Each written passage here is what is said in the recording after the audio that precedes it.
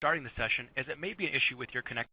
Good afternoon and welcome to the Preschool Special Education Ratio Clarification Webcast. We have just a few reminders today. The slides will advance automatically throughout the presentation. Should you need technical assistance, click on the Help button. You are encouraged to submit a question anytime during today's presentation by typing in the Ask a Question tab and clicking Submit.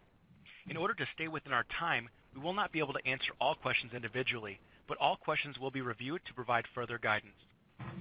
If your screen freezes or the slides do not appear to be advancing as they should, please try exiting or restarting the session as it may be an issue with your connectivity.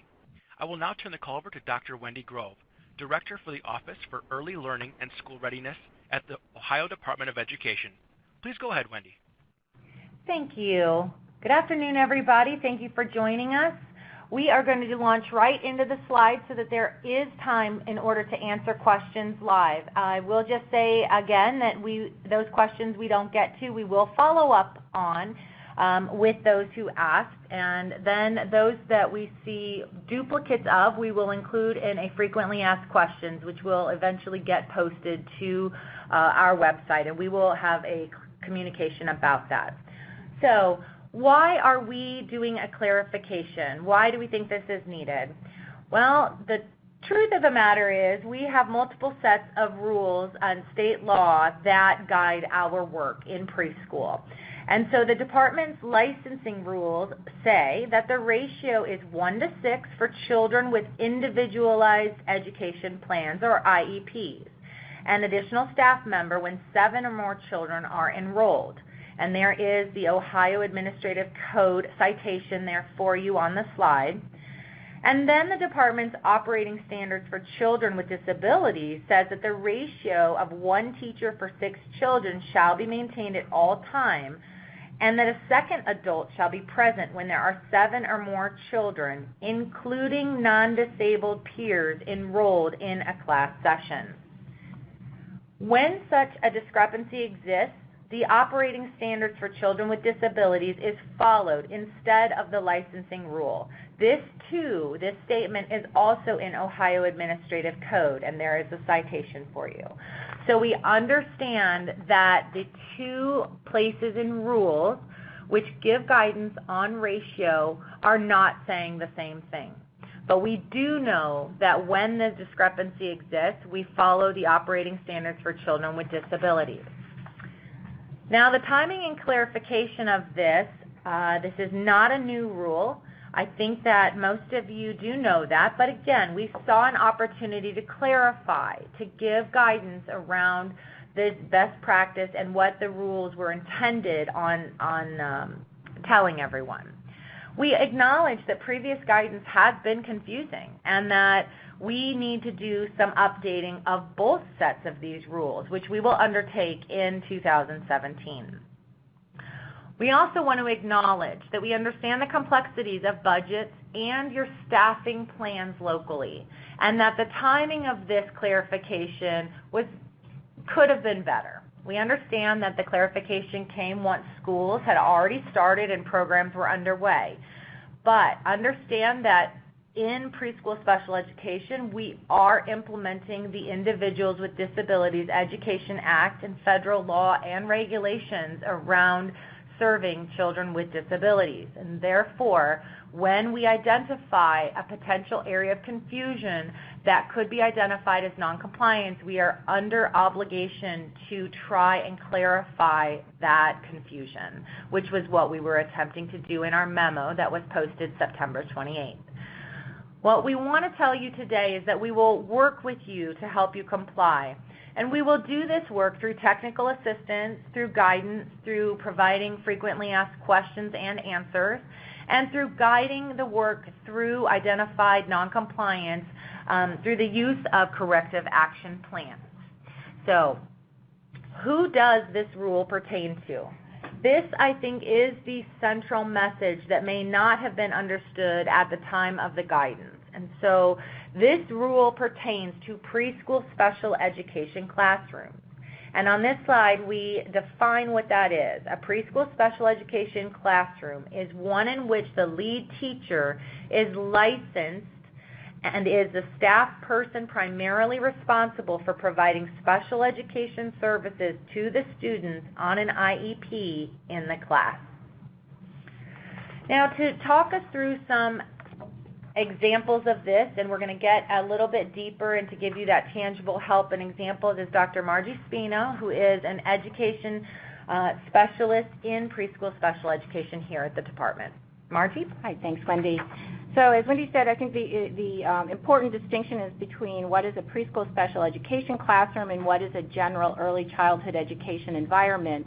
So this next slide, while we understand that there are many different sort of configurations out there for what these classrooms look like, what we tried to do is come up with the fewest moving parts, so to speak, to try to highlight the differences between these two sets of classrooms.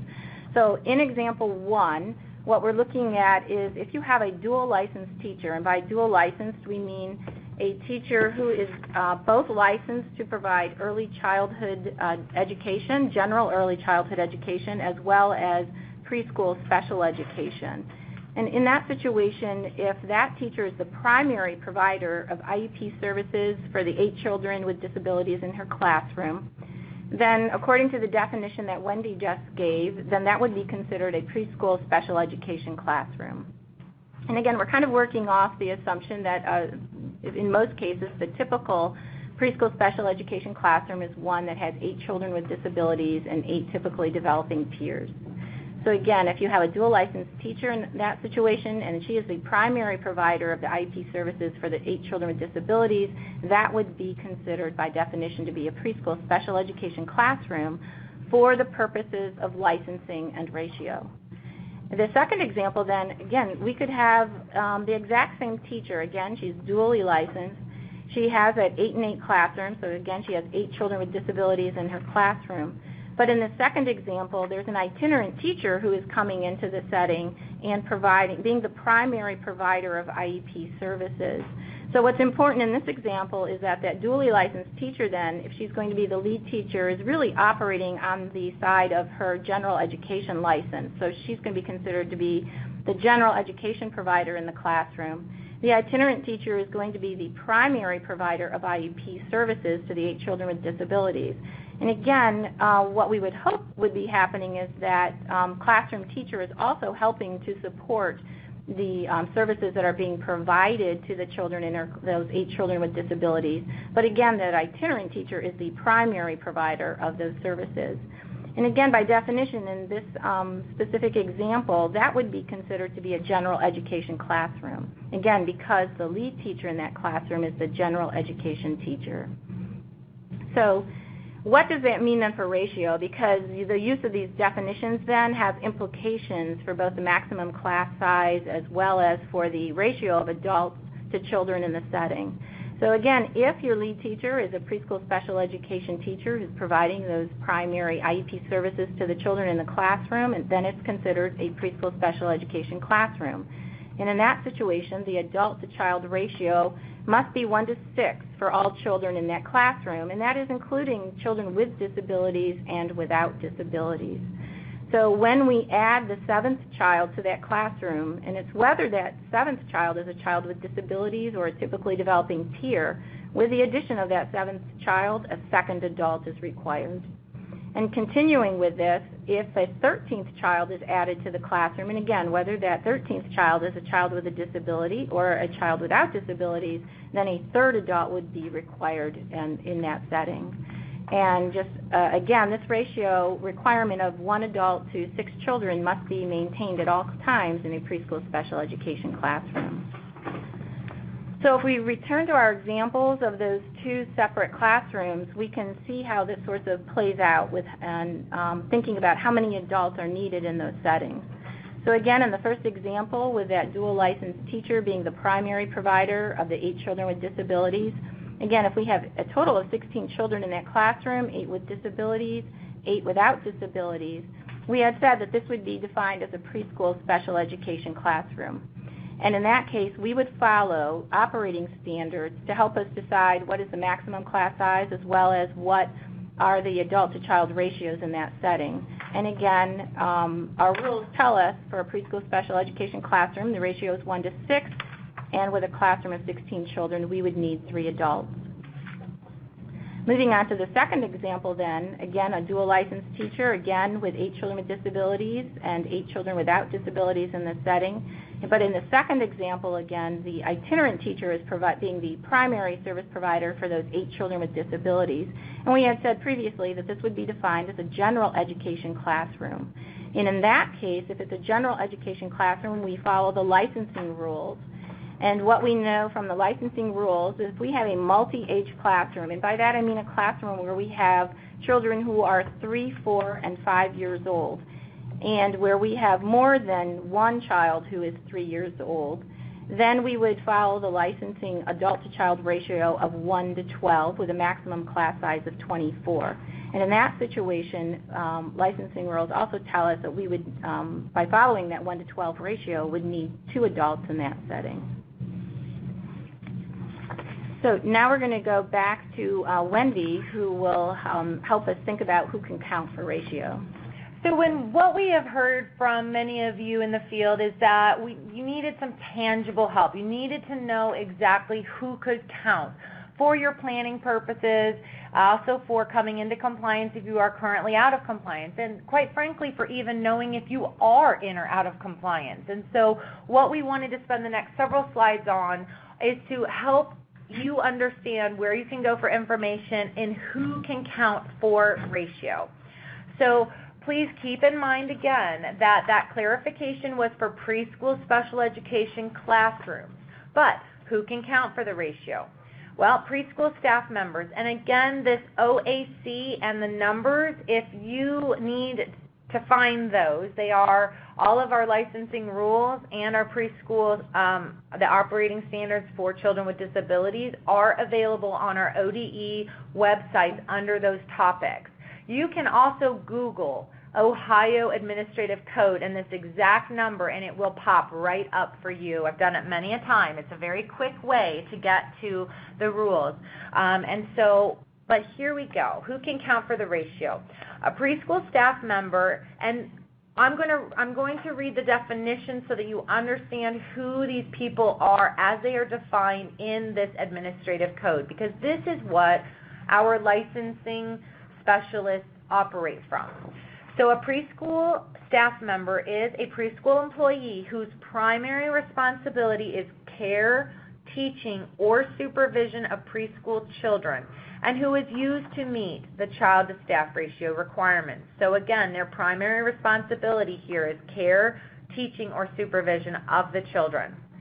Now, a non-teaching employee has the primary responsibility of duties other than those 3 things, other than care, teaching, or supervision of preschool children.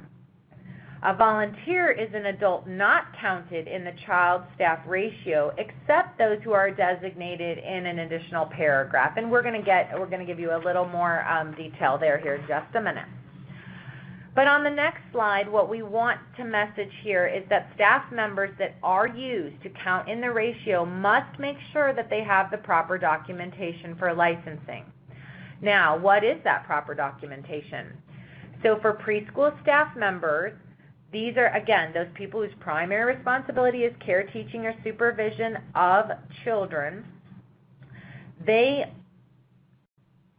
can include classroom aides and related service providers if a program decides they want to use the related service providers to meet these ratio requirements. If the program decides to use the aide, for example, in ratio, the aide must have a full licensing file. So on the next slide, this is the required documentation. They must have completed BCI and FBI background checks. The staff member must have a signed medical statement as well as a signed non-conviction statement. And they must have documentation of those in-service training hours. So please refer to that citation provided in order to make sure that you are meeting these requirements in order to count these preschool staff members within your ratio. Also wanted to note here, it is not on the slide, but we already know we have gotten this question. What about your specials, your teaching staff who provide music education or physical education? So specials. These teachers can count in ratio for licensing, but they cannot count in your extra points for step up to quality because they are not with the children for the majority of their day. So we know we have already had those questions. You may have some other specific examples that we can walk through as well.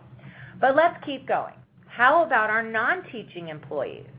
Non-teaching employees must have BCI and FBI background checks, a signed medical statement, and non-conviction statement. Some examples of non-teaching employees that we often see here include school secretary, the school nurse, for example. Now, we are often asked about volunteers. So on the next slide, we talk about, make sure that you understand that if you are using a volunteer, they can be counted in staff-to-child ratio if they have these documents, that completed background check and a signed non-conviction statement. The Ohio Administrative Code does, however, go on to say that a program must ensure that the practice being the use of volunteers in order to meet ratio cannot become routine. And we identify this routine because it is nice and vague here as should not be relied upon daily or regularly in order to meet ratio. Okay? Moving on, our substitute teachers also have required documentation. The required documentation, or the documentation is required after 15 consecutive school days as a substitute teacher. And they include, again, the completed BCI and FBI background check, a signed medical, and a signed non-conviction statement. Substitute teachers also must meet this in-service training hour requirement. There is the citation again if you want more information. Long-term substitutes also need to have the minimum requirement for the position for which they are substituting after 60 consecutive school days. Now, to provide us some licensing and step up to quality impact is licensing education specialist Kristen Simmons. Thank you, Wendy. So how does this impact licensing? If determined non-compliant with this rule for ratio in preschool special education classrooms, program will be issued a report indicating non-compliance. The program will then need to submit a corrective action plan with identified actions and timelines in which they will come into compliance. The licensing specialist will work with the program to come up with a reasonable time frame in order to correct the non-compliance. There are no financial sanctions in which will be taken against a program unless they fail to do a corrective action plan or fall through on a corrective action plan. Ratio is not considered a serious risk non-compliance.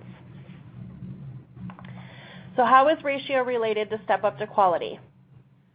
Programs can be awarded extra points for ratio and step up to quality.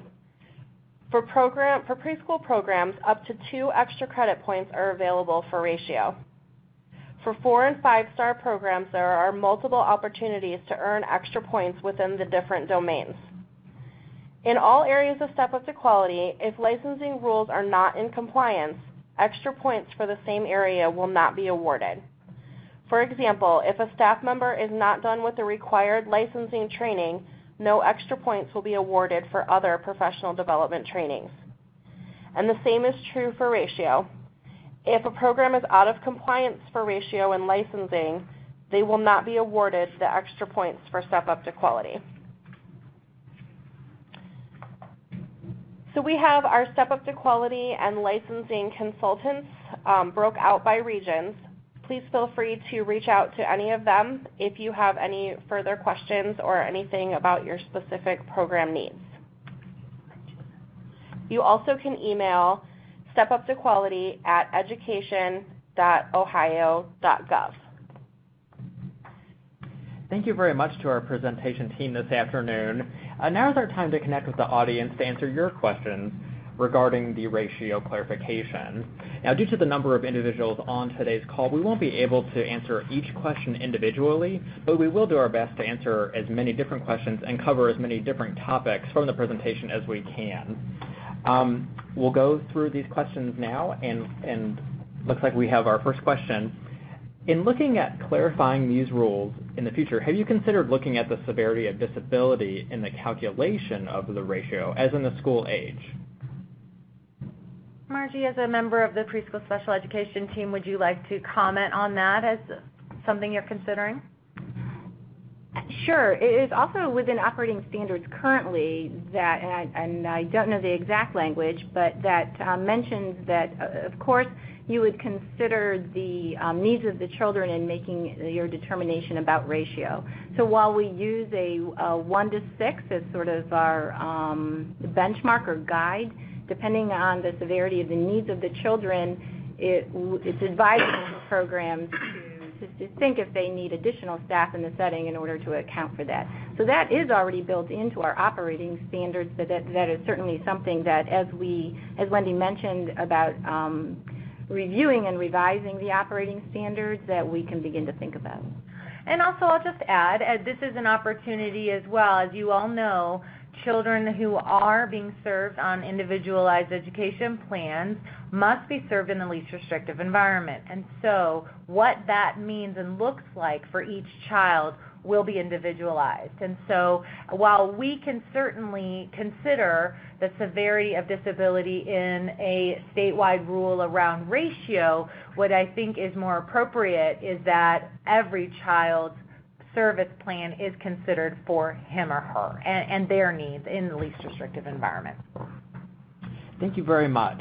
Our next question, is there a maximum number of students with disabilities allowable in a general education classroom being served by an itinerant teacher as a primary provider of IEP services? This is a great question. Thank you for this. The answer is no. There currently is not a maximum in the rule around serving a maximum number of children who can be served by an itinerant teacher in a general education classroom. Thank you. Are therapists considered itinerant teachers, or does a therapist have to be in the classroom? So again, according to operating standards, and this is within the definition section of the operating standards, that first section, an itinerant teacher is defined as either an intervention specialist or a related service provider. So a related service provider could be considered the itinerant teacher. Can a paraprofessional be counted if he or she only has an educational aid license? Or is a pre-kindergarten associate's degree required? They can be counted as well. Thank you very much. So just to clarify, they can be counted with their existing credentials. So they would not need that pre-K to grade 3 license. Was that the example given? That's correct. Okay. Yeah. Thank you for that. This school writes in that their school nurse and secretary need to have a licensing on file that includes a medical statement. Is that correct? That is correct. So if those individuals, the non-teaching employees, want to use them in the count of ratio, refer to the slide. It's back a couple. I can't, and I know you all don't have access to. You can see the slides, but we'll make sure that you get those. But it is slide 15. So non-teaching employees, they do have to have that BCI, FBI background checks, which of course they may already have, but they also do have to have that medical statement and the statement of non-conviction. Thank you very much. And that slide is now live on screen for their reference too, for the audience's reference. Can you explain if the 10 hours of professional development required for substitutes or non-teaching employees does that need to be Ohio approved? No, it just needs to be the 10 hours of professional development required for licensing and service training. Great, thank you.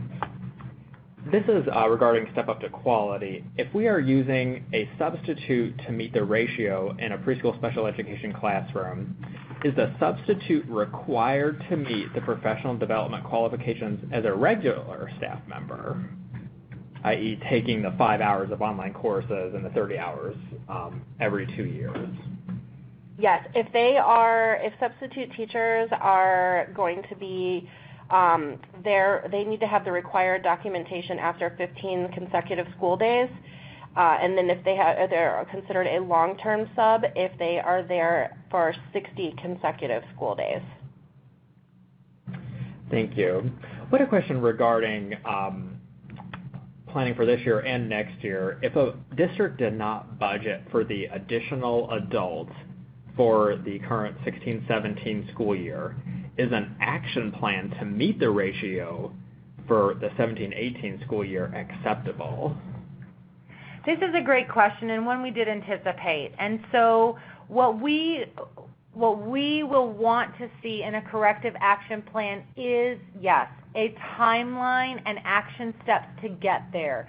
So we are fully aware that those of you operating classrooms or even overseeing classrooms often are not the ones who get to decide your budget. You will have to do an ask or a request to your school board. There are steps, and so what we would expect to see is that once the noncompliance is identified and you are required to do that corrective action plan, we would expect to see that timeline. But we want to see you moving forward, and so for some, it will be perfectly appropriate in order to come into compliance by the coming school year, next school year. For others, they will be able to do that sooner. So I don't want to say that for everyone that will be appropriate. But we, again, as licensing and step up to quality specialists, as our special education preschool specialists, we will work with you and ultimately approve or send back for revision a corrective action plan. Now, I do want everyone on this webinar to understand that we do our very best to apply these rules fairly and consistently, and so as long as we see movement towards correcting the noncompliance, we would expect that corrective action plan to be approved. Also noteworthy, and I think this was on a slide, that if you enter into a corrective action plan, it is essentially your contract with us in order to move into compliance. If we do not see those many steps along the way and those milestones being met, there will be further discussion and technical assistance and work to get you there. Because if you're not going to be able to meet the many milestones on the way, then we would have some concerns about meeting, ultimately coming into compliance. Can I add, too, that I would hope that districts and programs would understand that there are some alternatives or options besides just hiring additional staff children. And I think the idea behind, or the intent behind some of the examples we provided, was to highlight some of the different options that may be available rather than having to feel like you need to hire additional staff. Again, these are decisions that need to be made locally, and you obviously are the best people to make those decisions. But we would hope as well that you would reach out to your Step Up to Quality licensing specialist, to the preschool special education specialist, as well as your state support team, early childhood consultants, to help you think about that or to work through some of those sorts of options. Thank you very much. Our next question is about Step Up to Quality. What happens if you're out of compliance for licensing, but by the time that your Step Up to Quality comes in, you are in full compliance? How will that be reflected? Well, I will need to get some further clarification for that, and then I definitely can find the answer and get back out that question.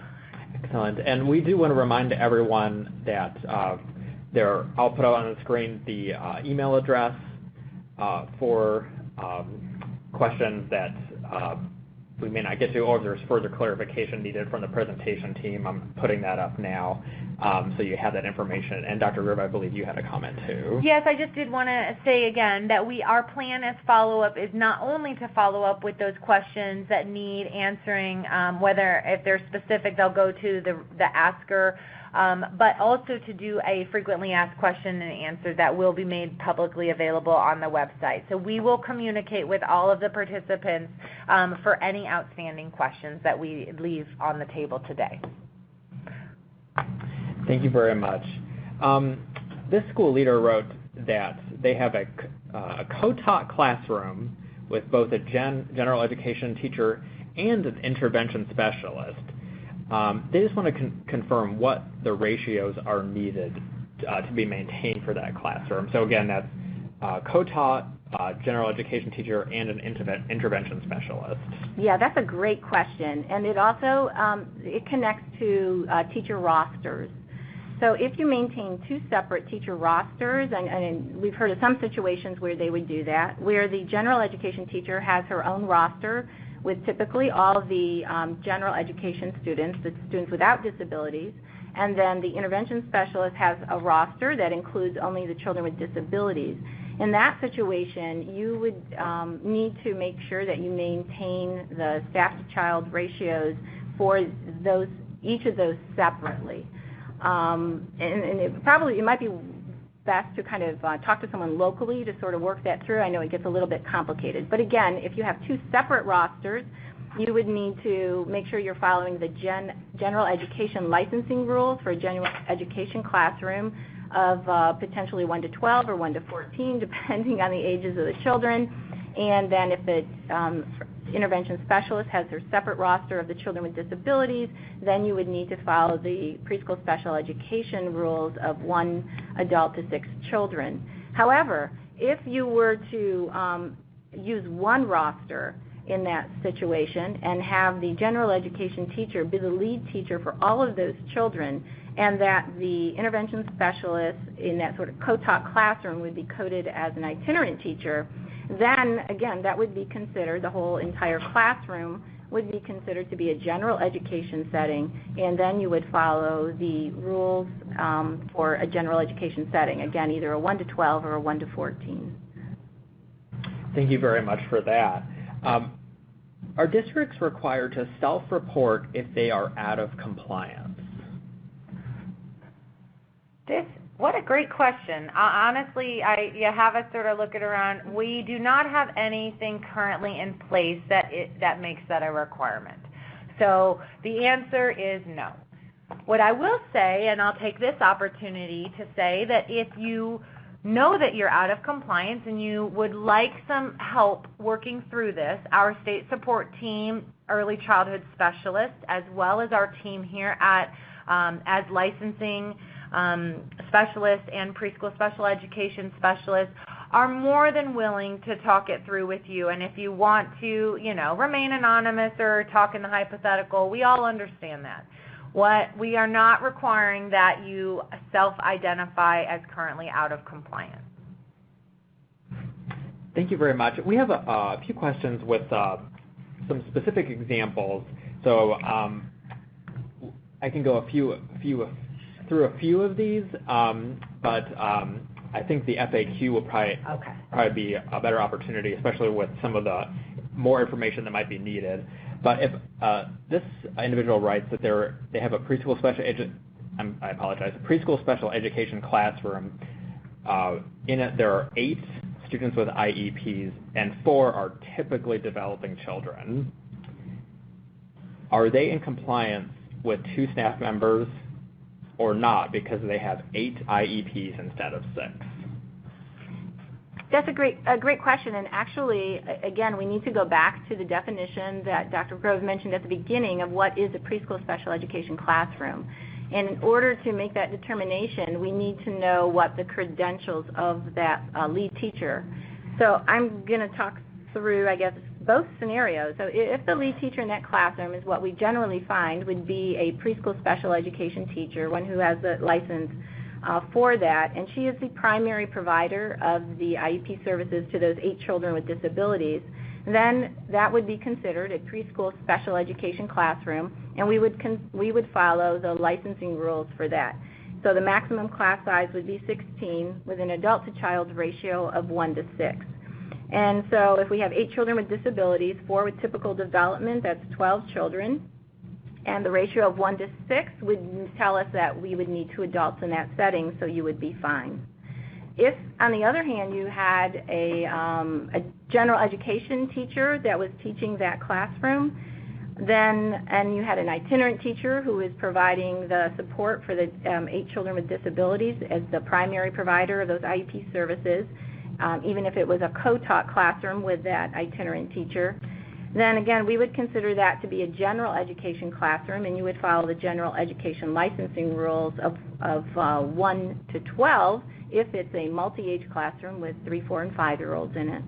And in that situation, according to licensing rules, 1 staff member would be sufficient. However, we would, strongly caution you and remind you of what it says in operating standards, that you need to make sure that you have a ratio sufficient to take care of the needs and the severity of the needs of the students with disabilities in your classroom.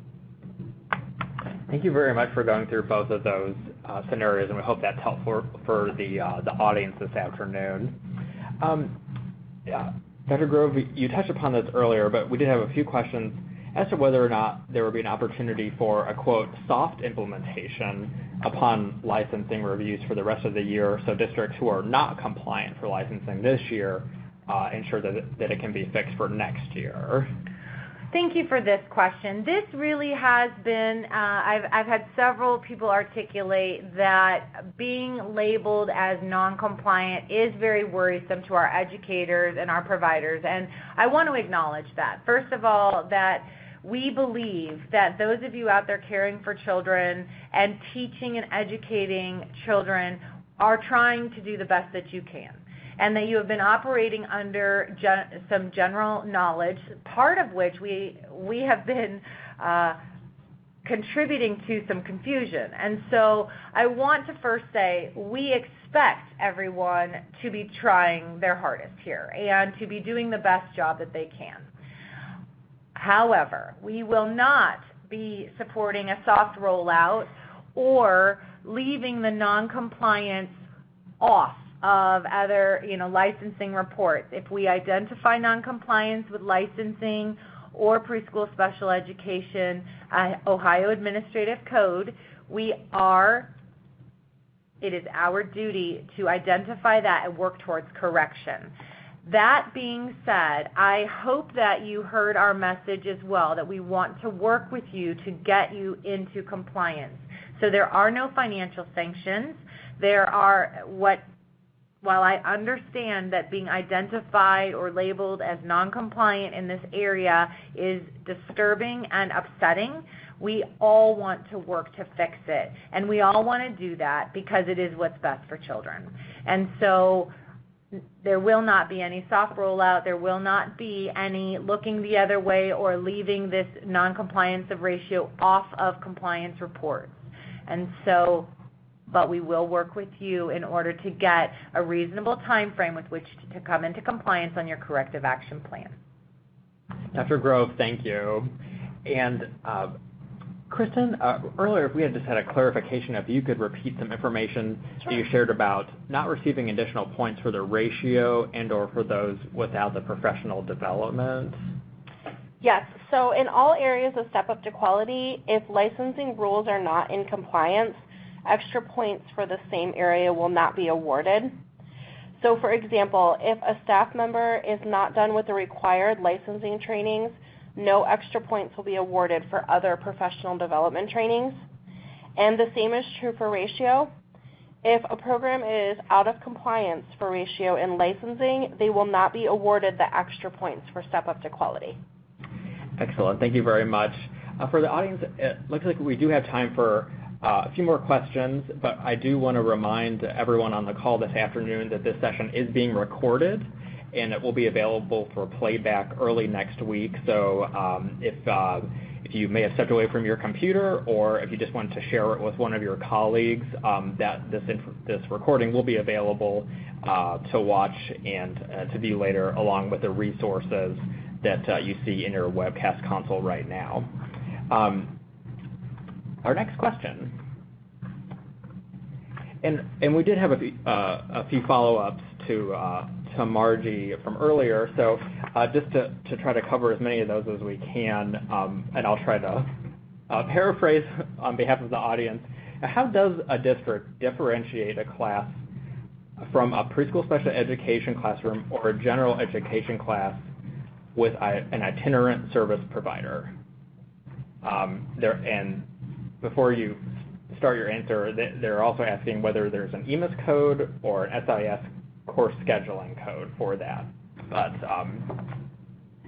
yeah, okay, yes. So I know that there's two definitions, I think, if I'm understanding the question correctly, that we'll have to work through here. So within our field, we are using some terms to mean different things. So for the purposes of licensing and ratio, we've talked today about the definition of a preschool special education classroom versus an early childhood education classroom. And again, those were for the purposes of licensing and ratio. And when we are thinking about what is the maximum class size and how many adults do we need to how many children, that's when we have to look at the credentials of the teacher, and is she primarily a preschool special education teacher providing those services or not. So I think where this question is heading is the other definition that exists in our field for least restrictive environment, and there are EMIS codes attached to that need to be submitted for the federal government. The state of Ohio has to report, and so we also then ask our districts and programs to report that information to us. Those definitions are a little bit different, and in that situation, an early childhood education setting is defined as one in which at least 50% of the children are children without disabilities. And then a preschool special education setting would be one in where there are more than 50% of the children being children with disabilities. In those situations, there are different EMIS codes that would correspond to those separate settings that would need to be reported for each child. And probably the easiest way would be to direct you to our Ohio Department of Education webpage. If you search and find the preschool special education page, on that is a document that is a decision tree that helps you, that defines those separate settings and helps you it asks you certain questions to arrive at what's the appropriate EMIS code that would be used in those situations. Thank you. And is it correct to say that there is not a cap to the number of itinerant students that can be served in a general education preschool classroom? Yeah, yes. So that would probably be technically correct. I think the difficulties lie right in that our current operating standards were really written at a time when we had unit funding, and so we are in constant struggle to sort of make them work for us now that we have weighted or categorical funding. So at this point in time, what we do have within operating standards are rules that say that for an itinerant teacher can serve up to 20 children on her caseload. Okay, and if when a district receives that cap or meets that cap, is there a time frame given to hire staff or a time frame given to meet the ratio itself? I guess the question is asking. The licensing specialist will work with the program to come up with a reasonable time frame that they are comfortable with. Great. And this will be the last question before we move to closing comments. How often do medical statements need to be signed? Medical statements you need to have one in the file, and I believe that they do not need to be updated after that. They just need to be on file by the first day of employment. Thank you very much to our presentation team, and of course thank you to our audience. Before we close this afternoon, I'll ask Dr. Grove for any closing comments before we end today's session. I just want to take a moment to thank you all for participation and your interest in this webinar. It is because you communicated with us that you needed more help in understanding this, whether it was through your SST or state support team or through our specialists, that we were able to plan and execute this webinar. So I do want to say that keep the communication flowing. If there are additional questions, again, we are here to work with you, all for the purpose of serving children in the best way that we can. So please look to us as your partner in achieving this compliance and for making sure all of our children receive the best opportunity for education that they can. And look for additional resources to come, including a frequently asked questions and the recorded webinar from today. Excellent. Thanks again to everyone for participating. This concludes today's webinar.